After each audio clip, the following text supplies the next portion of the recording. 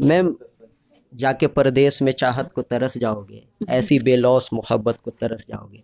आपने हमसे बोला था कि आपने इस सिचुएशन को मतलब ये किया है कि अभी हमारी शादी नहीं हुई है, लेकिन आपने ये जो शेर कहा था, हाँ जी। तो इस शेर के पीछे रीजन क्या था? रीज़न ये था कि आज़मगढ़ के एक मुशायरे में मैं गई थी और इसी तरह से शादी का एक मुशायरा था। जी जी। तो जहाँ मैं ठहरी थी तो जिनकी शादी थी तो वो मैडम मुझसे बोली, कहने लगी कि 2 दिन के बाद मेरे हस्बैंड चले जाएँगे, 2 दिन हुए थे शादी को। जी तो जी। मैंने जो इस कर्व को महसूस किया, मैंने कहा अरे 2 दिन! तो मैंने कहा आप भी जाइए, अभी तो आपकी शादी हुई है, अभी इतनी जल्दी जी जी। कैसे जा सकते हैं? तो बोले नहीं मैडम, अब जाएँगे तो 6 महीने के बाद आएँगे। जी जी। तो वो जो एक औरत का कर्व था कि भई एक एक शादी एक बहुत बड़ा अरमान होता है इंसान की जी। ज़िंदगी का। और उसके बाद 2 दिन के 3 दिन वो अपने शौहर के साथ रहे और 3 दिन के बाद वो शौहर जो है वो परदेश चला जाए। तो लेकिन अब उसकी भी मजबूरी है, ज़ाहिर-सी बात है, उसको जाना है। तो ये हमारी जो नज़्म है ये वहीं से आई है। तो मैंने जब ये सारी चीज़ें महसूस की तो मैंने सोचा अपनी उन बहनों के लिए, और ख़ास तौर से हमारे जैसे ये तमाम सारे फ़ौजी भाई हैं, अपने परिवार को, अपने घर वालों को, अपनी पत्नी को छोड़कर जाते हैं। तो वो सारी चीज़ें जब मैं महसूस करती हूँ, ज़ाहिर-सी बात है शायरी और एक साहित्यकार और एक शायर समाज का आईना होता है। समाज में जो भी कुछ होता है, वो जो महसूस करता है, जी। वो अपनी कविताओं में, अपनी शायरी में ढालने की कोशिश किया मैम, करता है। एक मेरा एक सवाल है। बहुत सारे लोगों के दिलों में चलता है ऐसे मुझे लगता है, लेकिन आप उसका आपकी मर्जी है, क्योंकि वो थोड़ा सा हो सकता है मेरा पूछने का तरीका और ये चीज़ें हो सकता है। बस जैसे आप सारे लोगों को डॉक्टर साहब की मोहब्बत सिवान के धरती पे लेकर आई, लेकिन आपका प्रोफेशन तो यही है, हाँ जी, तो बिल्कुल। कितने पैसे हो ये मैं।